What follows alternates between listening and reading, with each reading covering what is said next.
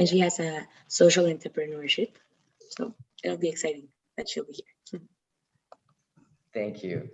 So we'll get started then, and I just yeah, we're live, and I just want to start off by saying a big thank you, Peta. It's such a pleasure and privilege and honor to have you here with us, and I'm delighted to see you again. And thank you for making the time.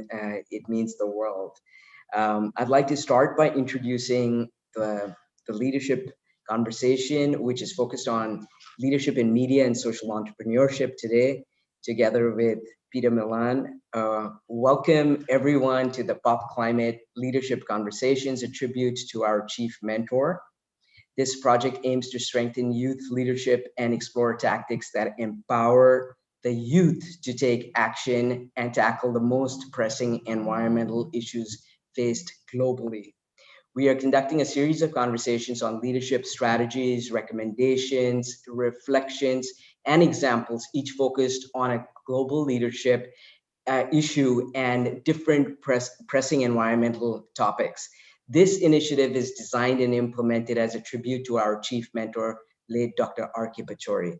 Today, we have the pleasure and the privilege of meeting with and speaking to Ms. Peta Milan, the CEO and co-founder of Transcendental Media Capital and Jade LI Technologies, an associate fellow of the World Academy of Art and Science, and a member of the board of the World Sustainable Development Forum.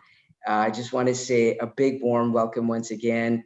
Peta, it's such a pleasure to have you here. We're delighted to be able to spend time and continue to be inspired by you. Thank you, and a warm welcome. Thanks for having me, Ash. Hello, everybody. Pleasure. Hi. Hi. So I'm really grateful to be invited here.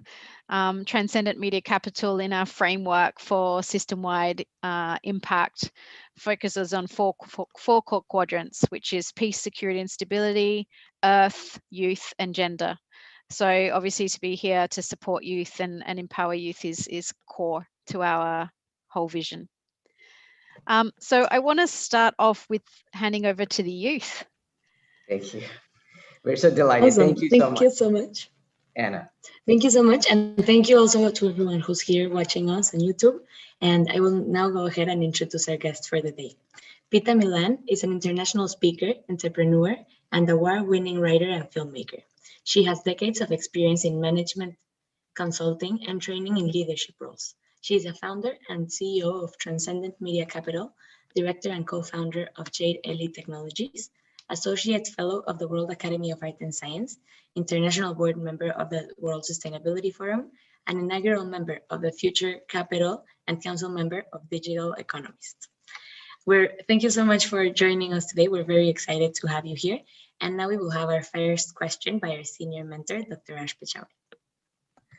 Thank you so much. I just want to say that this is very special in many ways that are hard to even describe. Peta, you've always been a great inspiration to us, and really a leader who paves the way by doing and leading by example. And I want to thank you for that. And I'd also love to hear, and I know all of us would, what your thoughts about leadership are and what leadership means to you, please, Peta.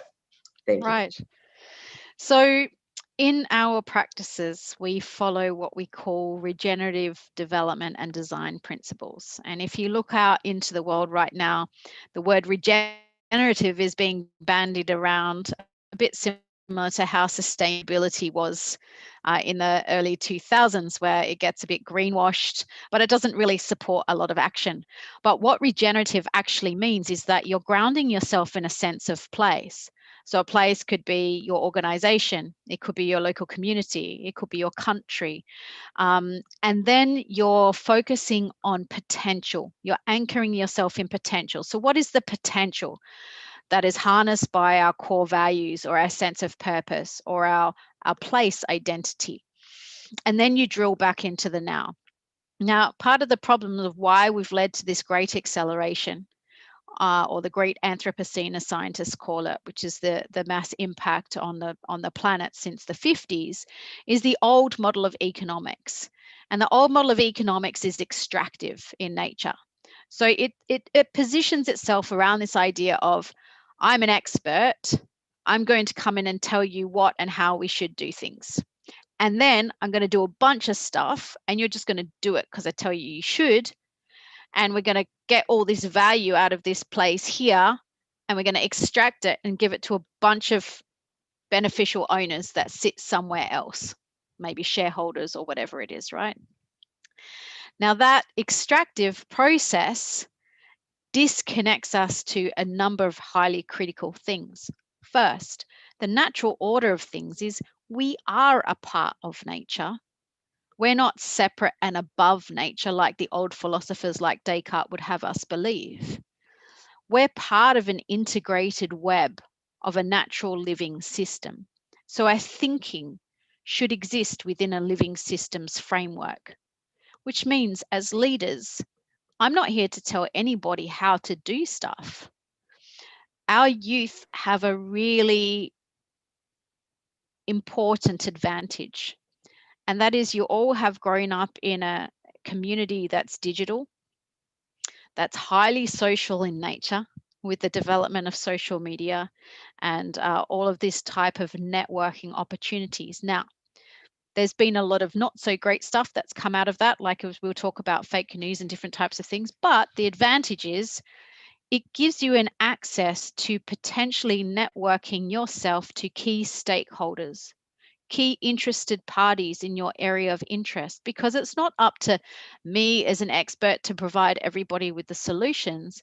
It's for us to come together as stakeholders and communities, even with our non-human counterparts, and all co-create and co-develop together, because the basis of nature is reciprocal.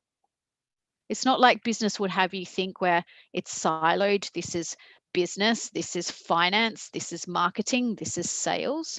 No, it's reciprocal. There's all give and take, and it's the basis of relationship. So the opportunity as leaders is for us to get on the ground with the people and the non-people who are affected by our actions, and to have everybody participate as stakeholders early.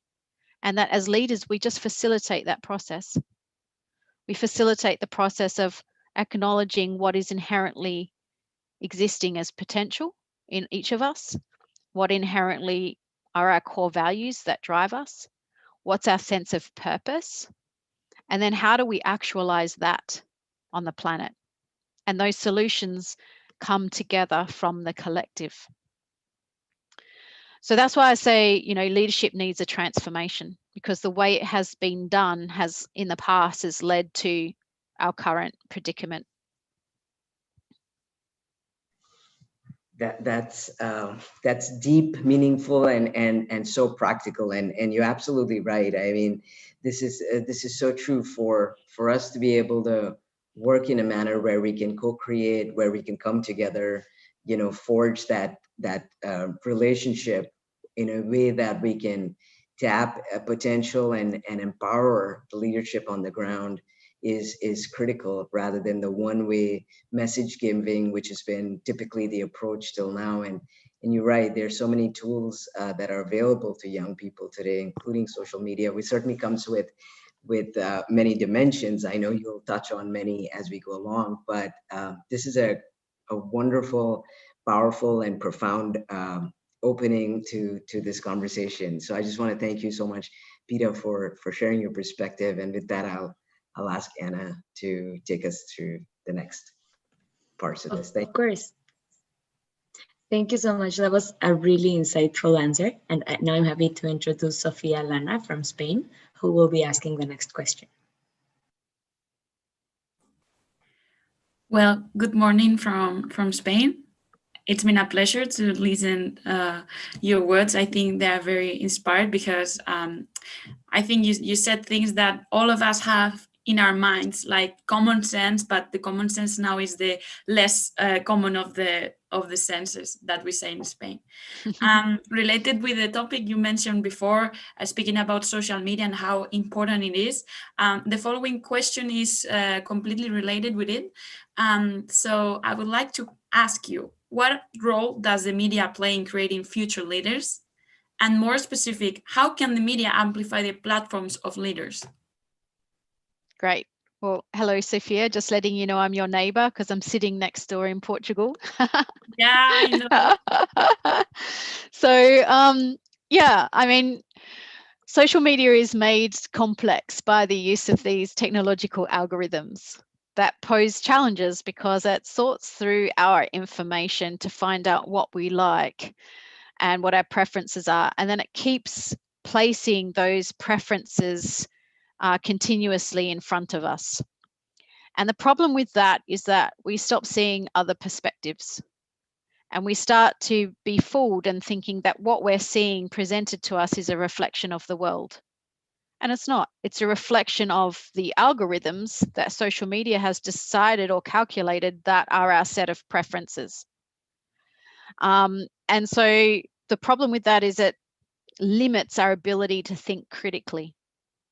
You know, when I was doing my undergraduate degree in philosophy, we had one, which was actually environmental philosophy, one unit, which I loved. And our professor had set the whole thing up as debates. Everything was in debate format. And so me being me, never really chose the easy path. I would always choose to argue for the argument that when I heard it, it was intuitive. No, that's not right. So I really had to like twist my brain to look for ways to position an argument that felt intuitively wrong to me in a compelling way.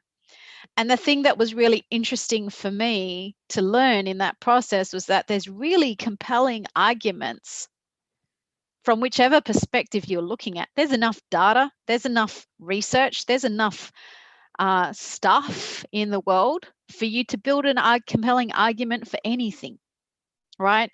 So we need to come to social media acknowledging it for what it is. It's a media platform driven by algorithms to shape the world in a way that's our preferential view. If we can start there, then we can take personal responsibility for critically thinking and looking for alternate views. Because if we're going to be impactful and make a difference, we also need to understand what the barriers and limitations are of our own perspective, but also what are the perspective of others that are arguing against us, and to hear those views. And they're equally as important stakeholders, back to the kind of network thing, as the people who agree with you, right? So ultimately, the benefit of social media is to give us a way to communicate beyond our immediate reality, but we still need to own the responsibility as participants to broaden our information view beyond our immediate realm of what's presented to us. And if we can do that effectively, then we can start really looking for what's driving the arguments that are against us. What are some of our own flawed assumptions that maybe we may relate to as truth, but without really even thinking about them? And how do we actually connect more powerfully to others? And I think that that's the opportunity for social media, but that requires a responsibility for everyone to not just accept what it is that they see in front of them as the truth. Does that answer your question? I think that quite amazing tips to reflect and to think how we use these tools, which are powerful, but at the same time can be dangerous. So we have to use them efficiently. And I think it was an amazing answer. So thank you so much. And I'm jealous because Lisbon is one of my favorite cities in the world. So one day I will, you will see me there with the backpack. Well, I think there's not too many barriers to you coming because it's quite close. Yeah. Well, at the moment in Spain, we are quite closing the borders. Yeah, us too. Yeah. Okay. Thank you, Ms. Peta. Thank you. Thank you, Sophia. You just mentioned about taking your own, owning the responsibility of, while you are talking about information, we need to own the responsibility that what we want to see or not. So my question is something similar to that, that how can distinguishing and calling out fake news make us a better leader? And how can leaders help abolish the fake news? Yeah. Well, fake news, I think it operates off of the premise that fundamentally people feel powerless to make a difference, right? And it's a way to propagate information that drives particular political or economic agendas. And I think the starting point is, if we're being leaders from a regenerative perspective, we're engaging stakeholders in a really open, co-creative way. So that means that people will start to feel a bit more empowered. They start to feel like what they can say could make a difference, or, oh, what if I took that action? That might make a difference. They start to feel part of a collective. If we're alone in just one person, I can't change the world. I'm just one person. But if I'm part of an extremely kick-ass, powerful network, we can do a whole lot of cool stuff that could really make a difference, right? So by building those networks of relationships and that interconnectedness, we start to empower people. Now, when we start to empower people, we start to give them the tools and the self-belief to challenge. We start to network globally. So we start to see other perspectives. You know, your perspective in Spain is different to my perspective in Portugal, which is different to Ash's perspective in India, you know, so, or New York, or wherever he happens to be at any given moment. So ultimately, you know, we start to see different things. And that's why travel is so good for young people, you know, and I'm encouraging my kids to take a gap year between high school and university and just backpack, go see stuff. I mean, I've already given them a life where they've had a certain amount of privilege so they can see stuff. But, you know, ultimately going out on your own is a different way of seeing stuff. And that opens up the mind. Now, there were studies done that were looking at, you know, I was working on a project where on the peace, security and stability side, where we were looking at the existence of intolerance. And you know, when we look at people who are most affected by climate change, it's women who are most likely first to give up their jobs or their education to support the family in times of disaster. And it's also people, as we were talking about before, about whether or not COP26 is going ahead, there's an inequity in access to certain basic human rights. So people in developing countries will have probably less access to vaccine than people in the developed nations. So therefore, those people get excluded from the COP conversation if they can't travel because they're not vaccinated. So how do we bring equity and representation in times of gross inequality? So those things exist. And someone asked me the very important question, which had my brain ticking then for the next year, of how do we bring diversity education to areas who don't have access to diversity?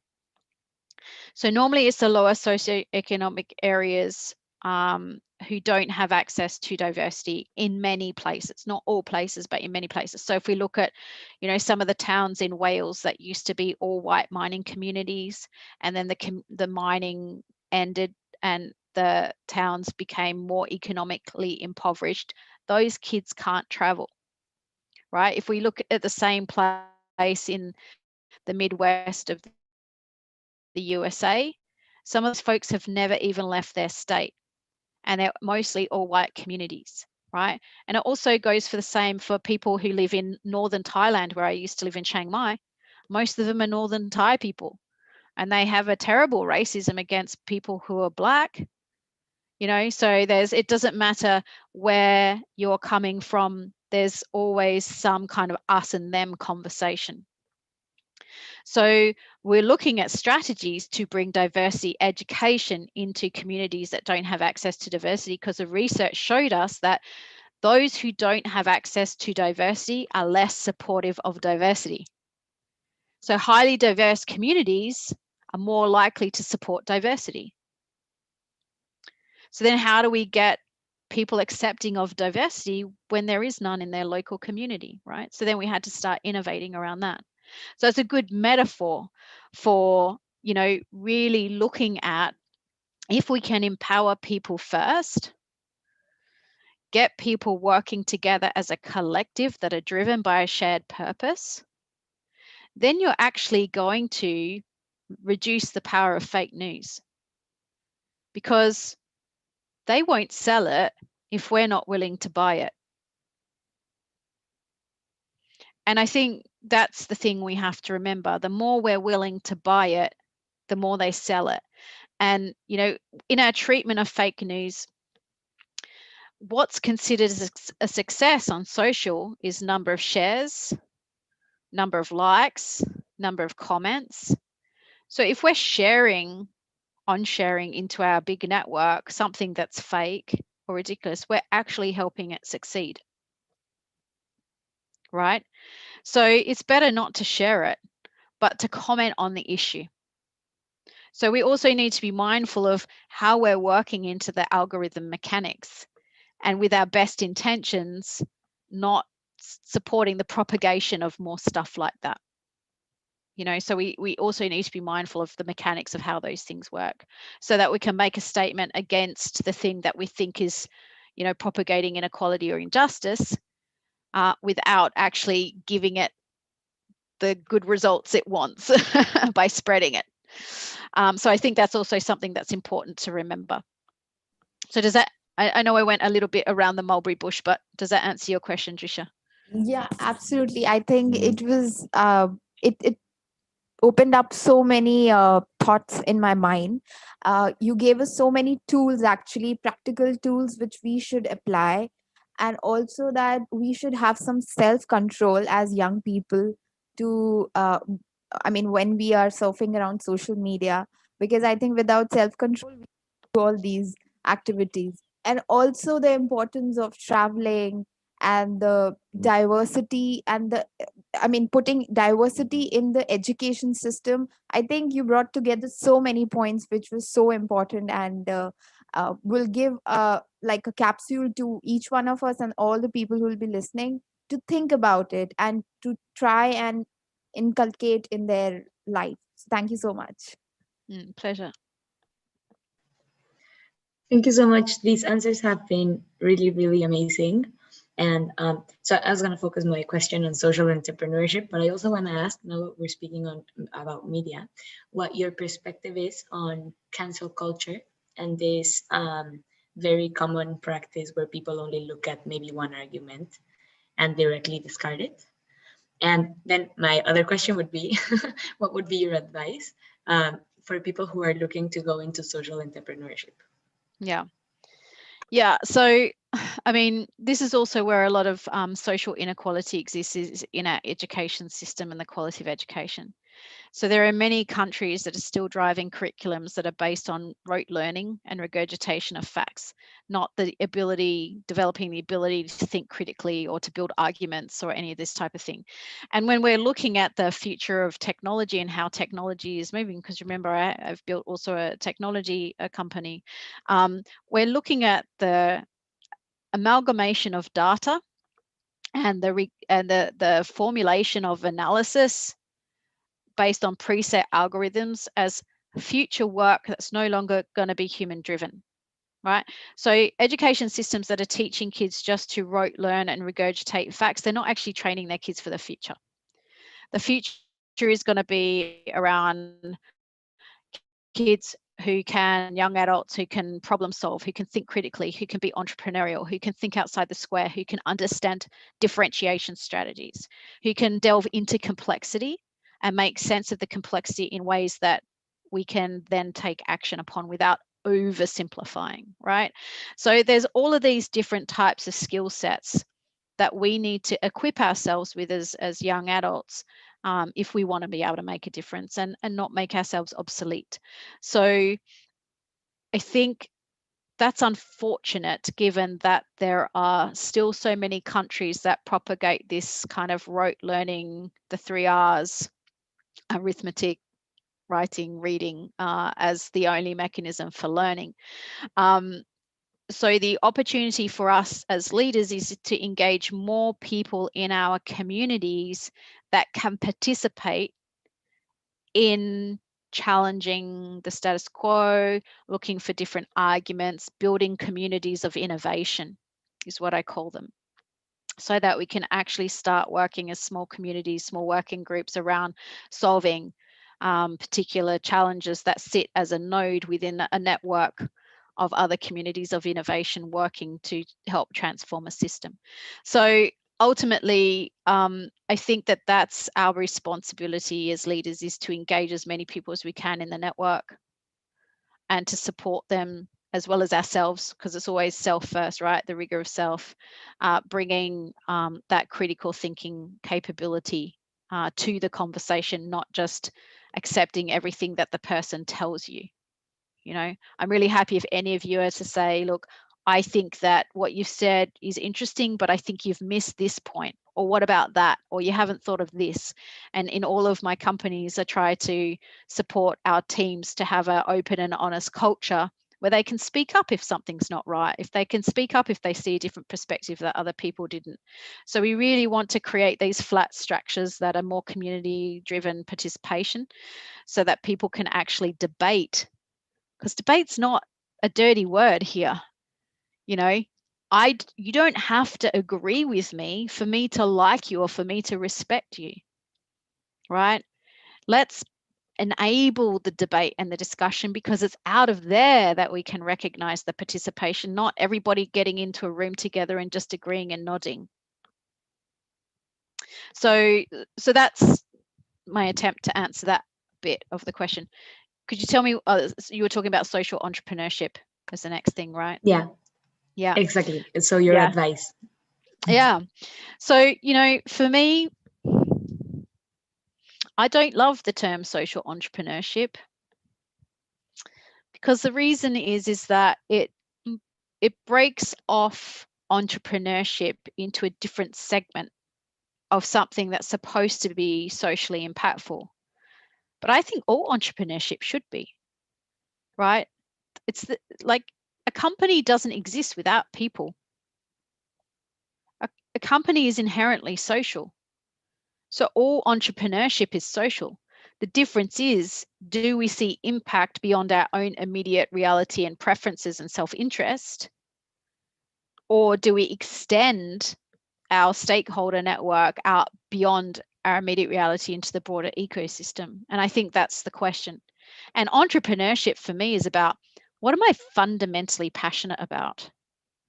And how do I turn that into something practical that can derive value? And value can mean a lot of things. It can mean financial returns, because I don't think financial returns are a dirty word either. It's part of sustainability. If my companies are not financially viable, then I don't have the means to make the impact that I want to be able to make in the world. So money is important. But what are we using the money for? If my stakeholder view is broader, if my commitments are bigger than my own self-interest, then I'm going to make different types of decisions. And then how do I turn that personal passion or that sense of purpose into something practical? How am I going to define my impact? How am I going to keep being awake to when I'm not getting the outcomes I was wanting, because maybe I'm missing something here?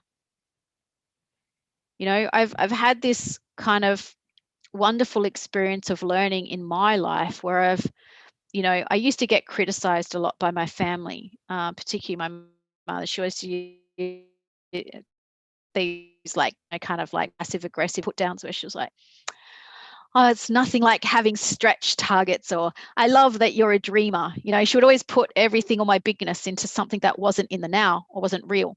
So inherent in that put down would be me thinking that it's beyond me, right?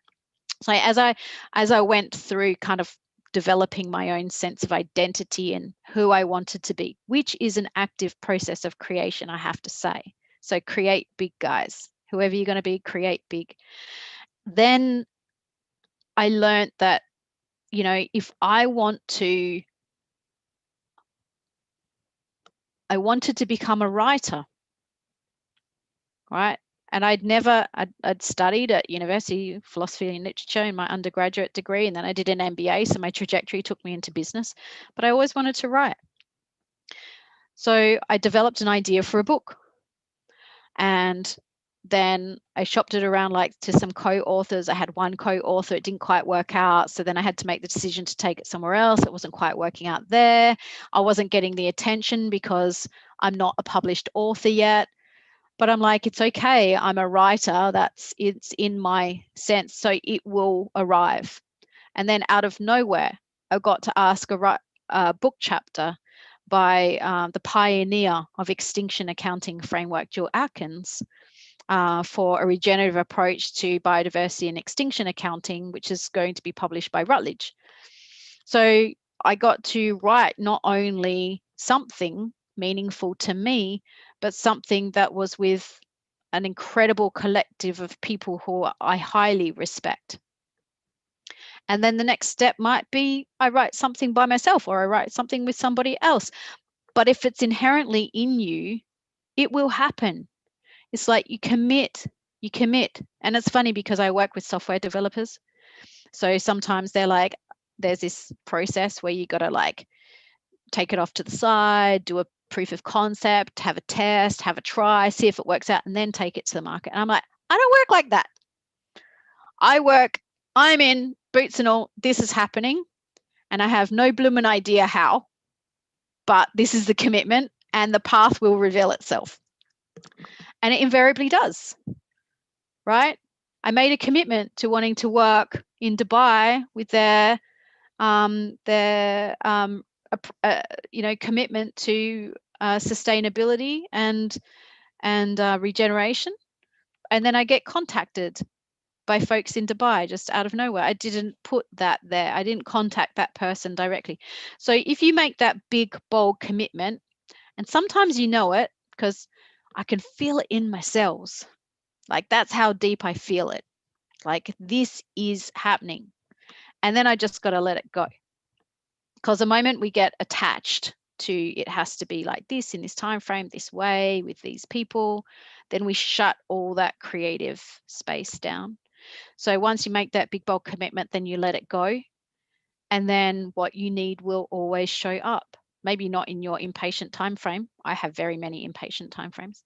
And maybe not in the exact way that you thought when you imagined it in the first instance, but it will show always. And part of the disempowerment of people and where they get stuck is they think they don't have the power to create. They just think that I'm at the effect of what's going on around me, and there's nothing I can do about it. And all the media and the news keeps reinforcing that message, including their parents, maybe. Like maybe there's multi-generations of powerlessness. So to empower oneself first, I can only empower people if I'm empowered. If I'm disempowered and just like a dish rag, I'm not going to empower anybody else. So I need to take care of the self first. I need to invent myself and my commitments as really big and bold and brave, even if I have no bloody idea how to do it.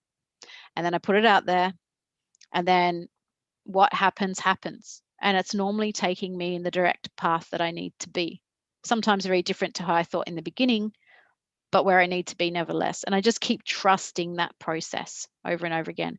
And that for me is what entrepreneurship is about. Because you need to be responsive, you need to be flexible, you need to be agile, but you need to be very clear in your fundamental commitment. And that's why I don't like really the term social entrepreneurship, because for me, entrepreneurship is inherently social. And how social we make it determines how much impact we can have. Well, that was a really, really amazing answer. It made me think a lot, and you're completely right. Entrepreneurship is always social, and it's how how deep into the community and how much we broaden our targets, how social we make it, right? And how Right. much of an impact we can have. So thank you so much. And I will now pass it on to Dr. Ash. Thank you so much. This has been so powerful. Peta, thank you, really. I mean, I'm still reflecting and absorbing all the amazing things you shared. And I think you've, I know you said that you went around the mulberry bush, but you've shared so much that, I think we have a lot to chew on and process. And I think all that you shared is pertinent and profound. And I just want to say that this has been an incredibly insightful discussion, and we are honored to hear your thoughts on all of these topics. And I wanted to say the one thing that I think you've said repeatedly, and that is that it's very important for us to be critical thinkers, to be problem solvers, because that is one of the fundamental premise and starting points of leadership, whether we're dealing with media and the many tools that we have to our disposal. But unless we do that, we're not going to really build this community that you talked about, rightly so, of innovators and people who will creatively solve problems.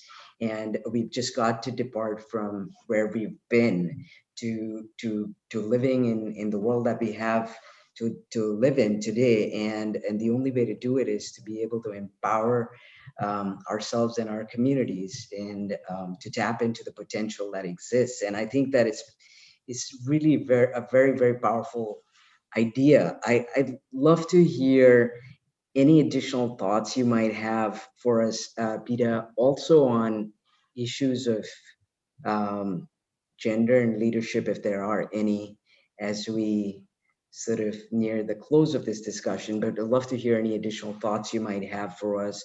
I think you've shared extremely valuable guidance, and I love also the fact that in every bit of your being, you are what you've shared with us, and that just makes it meaningful at a whole other level. So thank you.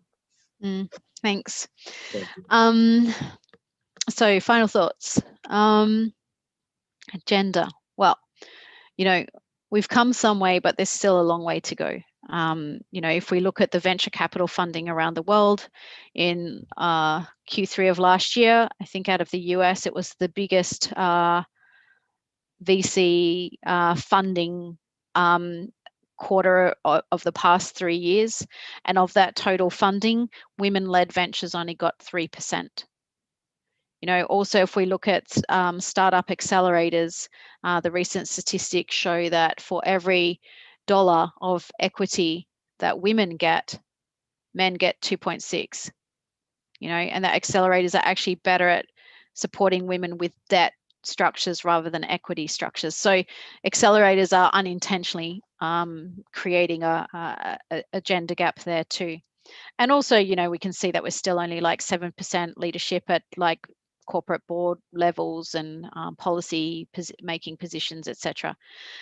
And I know that there is a push for this, but I think one of the wrong approaches is that folks are looking to have women just so that they can get parity for parity's sake.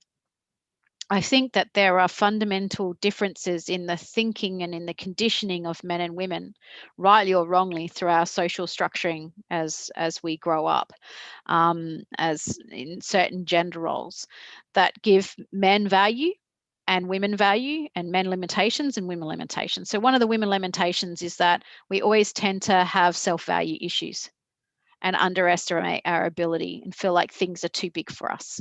I'm not good enough, that kind of conversation. I hear that a lot from women, even women in really powerful leadership roles. Okay. And in order to have a leadership role, sometimes feeling like they have to transform themselves into men, which is this, hard, strong, capable, tough, closed kind of position, which men have acquired under traditional training of what it means to be a man or what it means to even be a manager in MBA training. So part of the value that women bring is that we bring a natural social propensity. You know, traditionally we've been childbearers, we've been family makers, we've been parts of communities. And I once heard somebody say something that women tend to acknowledge their accomplishments through the quality of their network, whereas men acknowledge based on the things that they do, right? And so it's a very different frame. So the things, the potential that women have to transform on the planet, I don't think we can hit our climate targets without more women in leadership, because we need this network social basis of thinking in order to, and community driven action in order to be able to reach our targets. We're not going to reach our targets by some men in some ivory tower in suits making policy decisions or bringing in regulations alone, you know. So ultimately, we need to see that parity happening, but really on the basis of what are the unique differences between the genders and how do we bring them together synergistically? Because we don't want to say men have no value. Men have enormous value, you know, but they also have enormous limitations. So how do we bring them together to create these dynamic synergies to transform how leadership looks on the planet? And it's not just men and women, it's also cultural diversity. I'm really proud at JD Light Technologies that we've grown from 0 to 30 people now, and we have about 12 or 13 different nationalities in our company, right? And we're also striving for gender parity. It's a little challenging in tech because women are still highly underrepresented in technology. But we're really striving for that as well, because we want the difference, we want the diversity of views. And I think, you know, at a board level, at a policy level, at any type of like community organization level, we need to have that diversity of views, because that's what's going to bring a platform for accepting the diversity of voice. And we need that diversity of voice to come up with the solutions we need that are transformative. You know, I can't speak for Australian Aboriginal people because I've never experienced their plight as an Australian. So I would need to include people that are not white women in order to be able to hear, you know, other views. And part of the problem is I was very grateful to have Earthrin Cousin, who's the former director of the World Food Organization, keynoting a panel that I'd helped set up through, because I'm one of the founding members of 100 Women at Davos. And she was saying quite rightly that ducks hire ducks. And it's the same for funding. People invest in things that they trust, and they trust things that look and feel exactly like them. So how do we build trust in diversity? We don't have trust in diversity. Most organizations, most boards see diversity as risk. It's uncontrollable. There's too many unknowns. So reframing how we see diversity in leadership is essentially important, because we're looking for the value adds that we alone can't have. You know, and I did this intuitively as a parent because I fought for a really long time to have my 2 sons not become gamer nerds. And I didn't even allow them to have a computer, my oldest son anyway, until he was 12. And all his friends had phones and and I was like, no. And it wasn't because I didn't love technology, but I didn't want him getting lost and absorbed in an alternate reality that wasn't in the here and now. But when I found him sneaking, I was like, I don't know how to deal with this. So I called up a friend of mine who as a teenager was a total gamer nerd. I'm like, come and talk to my son about gaming and being a nerd and like losing yourself. And so Tiago came and he had a sit down with my son and talked about all kinds of teenage boy things that I don't understand because I was never a teenage boy. And this is where, you know, in some of the Indigenous wisdoms, they say it takes a community to raise a child. You know, it also takes a community to be a leader, because you're only a leader in virtue of that your community says, I experience you as a leader. I could think, you know, I'm a leader and everyone else thinks I'm an asshole. What does it make me? A leader and an asshole? Probably more an asshole, to be honest. But, you know, ultimately, you're only who you are is defined by what's validated beyond you. And when Ash says that he experiences me as just being me and bringing me to the table each time I speak, it's true. I come totally unprepared. And I'm just here to be with Anna and Sophia and Drisha and Norma and everybody to hear what their questions are. And then I respond with whatever's authentically there. And that's the only way that I see that we can bring genuine diversity. If we stop trying to fit certain molds that we think leadership should look like, and just bring ourselves. But in order to bring ourselves, we have to know who ourselves are. And that's a journey. And especially for youth and young people still figuring it out. I mean, many middle-aged people are still figuring it out. That's why they have a thing called midlife crisis. But, you know, it's an ongoing journey of development. But the things that I'm saying now are different to the things I said 5 years ago, because I've learned and grown in that time, and I bring people on that evolution with me. You know, and that's regenerative. It's co-evolving, it's co-evolution, it's co-creation. So it's okay to change, it's okay to grow, it's okay to change your mind, it's okay to speak the honest truth, but you don't need to fit into a mold that you think leadership, or that you think woman, or that you think man, or that you think change maker should look like. Because the only real impact comes from when we have the bravery to just be ourselves and put that on the table, because obviously it hurts a lot more when you get hammered or criticized or cut down, because then it feels personal. But that's why it's called bravery, right? Because you put yourself out there, not a mask that you think leaders should look like or women should look like. So, I mean, they're my thoughts on gender. Thank you. That's so deep, and thank you so much. I think, you know, the most important thing,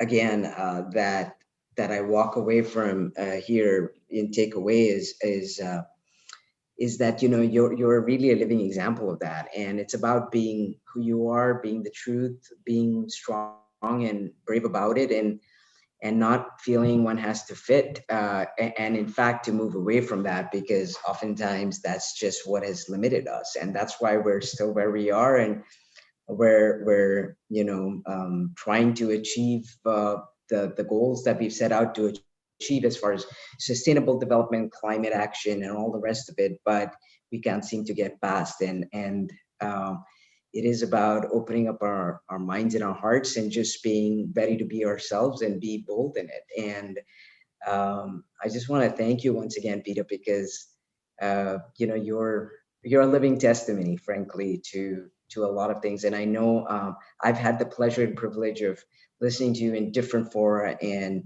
you're one I know who's open, honest, and you know, speaks your truth, and I think that's where the inspiration really is. So I just want to thank you once again for taking the time, for sharing, for inspiring us, and just that we're so truly honored to have had this time with you. And I know we have a lot to process post this conversation.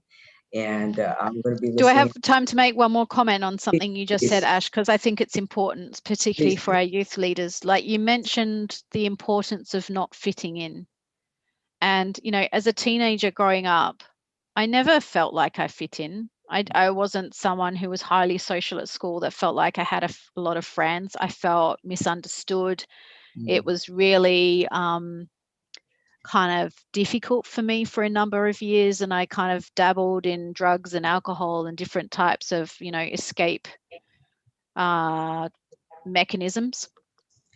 But as I went through, I realized at some point that the not fitting was actually my strength, not a failure, because the not fitting meant that I could see things in a way that other people weren't seeing, or I once I owned my not fitting, I found myself brave enough to speak out about those things, you know. And when you're trying to pave new ground, there's always going to be times where you feel completely lonely or alone, or you don't fit in, or you don't belong anywhere. And that's why communities like this are great, because they bring a lot of us loners together into a community of loners who are all trailblazing together. But it's okay. And I think for youth, it's important to know that it's okay to not fit in, and it's okay to feel lonely, and it's okay to feel alone at times, because that's what it means to be different. And sometimes you need to be different in order to make the difference. So I think your point there, Ash, is really important, and I just wanted to pick that up and reemphasize that, because I know as young people we can all struggle with that from time to time. Thank you, Peta. You're I really appreciate that, and you're right. I mean, certainly among young people, there's pressures of all sorts and peer pressures and this need to fit in, and oftentimes that's what causes a lot of the dissonance. And you're right in the pressures that come with it. But being unique, standing out, and leading the way is really what has changed the course of history, right? We've had people who've stood out and done things that are different, and that's what has shaped the future. And here we are again, and we're going to need much more of that. And I think you brought that up in so much of what you said. It's just that ability to think and act critically, problem solve, and come up with things that are not same old. And thank you so much for sharing that with us. And I know that a lot of the young people listening in on this conversation now and in the weeks and months to come will walk away very inspired. And I just want to say how honored we are to have you here. And Peta, thank you for being part of the POP family. It's my pleasure. We're blessed and grateful. And I want to thank all the young leaders for the important questions, reflections that you shared here today. Thank you all, and Peta, for all your time, insight, and the enlightenment. Really appreciate it. Thank you to all of you for making your time available to hear what I have to say. I really appreciate that. We're so grateful. Thank you, Peta. And It's so wonderful to see you. Yeah, and we'll speak again soon. I look forward to it.